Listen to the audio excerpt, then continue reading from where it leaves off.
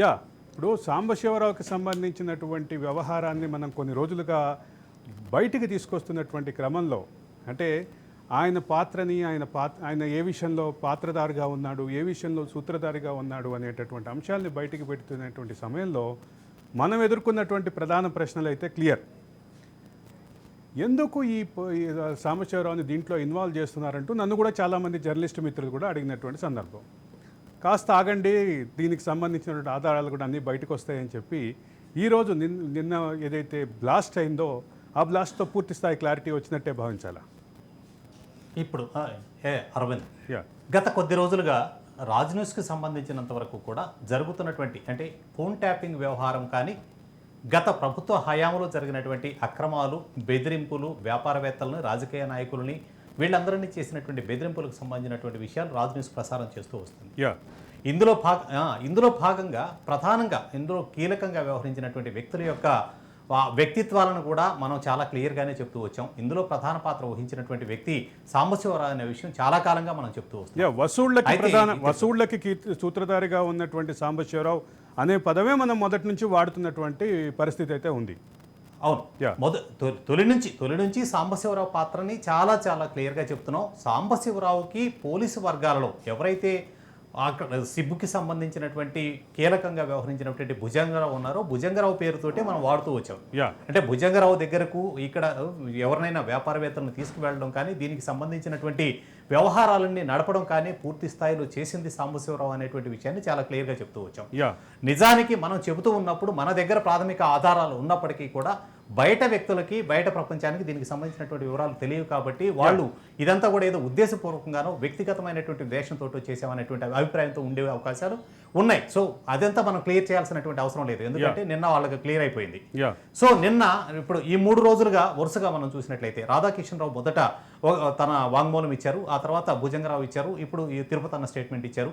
మిగిలినటువంటి ఇద్దరు స్టేట్మెంట్లను తీసి పక్కన పెడదాం. మొదటి నుంచి మనకు జరుగుతూ వచ్చినటువంటి దాంట్లో భుజంగరావు కీలక పాత్ర వహించారు. భుజంగరావుకి మధ్యవర్తిత్వం వహించింది సాంబశివరావు అనేది మనం చెప్తూ వచ్చాం. కాబట్టి నిన్న ఇచ్చినటువంటి భుజంగరావు ఇచ్చినటువంటి స్టేట్మెంట్లు చాలా చాలా క్లియర్గా దీనికి సంబంధించినటువంటి వ్యవహారాలు మొత్తం కూడా మేము నడిపాము అనేటువంటిది చెప్పారు. ఇందులో ప్రధానంగా శ్రీధరరావుని బెదిరించడం కానీ, దీనికి సంబంధించి 13 కోట్ల ఎలక్ట్రల్ బాండ్స్ తీసుకోవడం కానీ, ఆ బాండ్స్ తీసుకున్న తర్వాత మళ్ళీ 2 కోట్ల రూపాయలు అదనంగా వసూలు చేయడం, ఈ అన్నింటికి సంబంధించి చేసింది. అలాగే తన కార్యాలయానికి తీసుకురావడానికి ప్రధాన పాత్ర వహించింది కూడా సాంబశివరావు అనేటువంటి విషయాన్ని క్లియర్గా తన వాంగ్మూలంలో ఇచ్చాడు. వాంగ్మూలంలో ఇచ్చినటువంటి వ్యక్తి సాధారణ వ్యక్తి కాదు, అడిషనల్ ఎస్పీ స్థాయిలో ఉన్నటువంటి వ్యక్తి. ఈ రోజు అరెస్ట్ అయి నిందితుడిగా ఉండవచ్చు. అడిషనల్ ఎస్పీ స్థాయిలో ఉన్నటువంటి సాంబశివరావు ఆప్తమిత్రుడు, సాంబశివరావుకి అతను ఆప్తమిత్రుడు, లేదా ఇద్దరు భాగస్వాములు, లేదా ఈ అక్రమ వసూళ్లలో భాగస్వాములు. మనకు అనవసరం అదంతా కూడా. కానీ ఇచ్చినటువంటి వ్యక్తి యొక్క హోదాని మనం గౌరవించాలి. అతను అడిషనల్ ఎస్పీ స్థాయిలో ఉన్నటువంటి వ్యక్తి. అతనేమి అప్రూవర్గా మారిపోయాయో, రాత్రికి రాత్రి అతనికి ఏదో జ్ఞానోదయం అయ్యి ఇచ్చినటువంటిది కాదు. ఫోన్ ట్యాపింగ్ వ్యవహారం గత 2 నెలలుగా రాష్ట్రాన్ని కుదిపేస్తోంది రాజకీయంగా. మధ్యలో ఎన్నికల షెడ్యూల్ రావడం కారణంగానే కొద్ది రోజులుగా ఈ గ్యాప్ వచ్చింది తప్పితే, లేకపోతే ఈ కేసు ఇంకా పురోగతి ఎప్పుడో రావాల్సినటువంటిది. ఇలాంటి సమయంలో ఆ రోజు నుంచి మనం చెప్తూ వచ్చినటువంటి క్రమంలోనే ఈ భుజంగరావు పాత్రను మనం చెప్తూ వచ్చాం. సో మొత్తంగా చేసినటువంటి దాంట్లో సాంబశివరావు పాత్ర చాలా క్లియర్గా ఉంది. 15 కోట్ల రూపాయలు వసూలు చేశారు, 2 కోట్ల రూపాయలు తాను తీసుకున్నారు అనేది అక్కడ అడిషనల్ ఎస్పీ స్థాయిలో ఉన్నటువంటి వ్యక్తి ఇచ్చినటువంటి వాంగ్మూలం.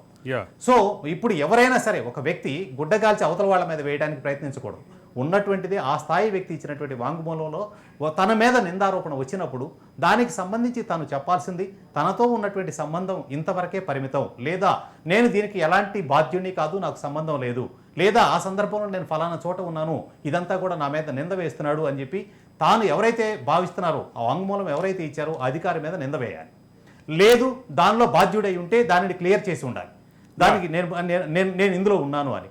అది కాకుండా ఇది అంటే ఒక సాధారణంగా అంటే ఆయనకు 60 ఏళ్ళు ఉన్నాయేమో బహుశా, కానీ 5వ తరగతి 10వ తరగతి చదువుతున్నప్పుడు 10వ తరగతి కూడా అని చెప్పలేవు, స్కూల్లో ఎలిమెంటరీ స్కూల్లో పిల్లలు సహజంగా టీచర్ దగ్గర చెప్తూ ఉంటారు. ఎలా చెప్తారు? ఖచ్చితంగా సార్ వాడు నన్ను తిట్టాడు సార్, కానీ నన్నే కాదు నా మిమ్మల్ని కూడా తిట్టాడు అని చెప్పిన తరహాలో ఉంది వ్యవహారం. పూర్తిగా పక్కన వాడిని కలపడం ద్వారా, పక్కన వాడిని అంటే ఎదుటి వ్యక్తిని కలపడం ద్వారా తానేదో ఇక్కడ దీనికి సంబంధించి నేనొక్కడే కాదు, జనరల్గా రాజకీయ వర్గాల్లోనూ మనం అసెంబ్లీలోనూ బయట ఎక్కడో చూస్తూ ఉంటాం, ఒకరినొకరు ఆరోపణలు ప్రత్యారోపణలు చేసుకుంటూ ఉంటారు. నువ్వు ఈ ఫలానా విషయంలో తప్పు చేసావు అని ఎదురైనా నిందిస్తే మీ టైంలో ఇదే చేశారు కదా అని చెప్తారు తప్ప వీడు తప్పు చేశాడు ఒప్పు చేశాడు చెప్పడం.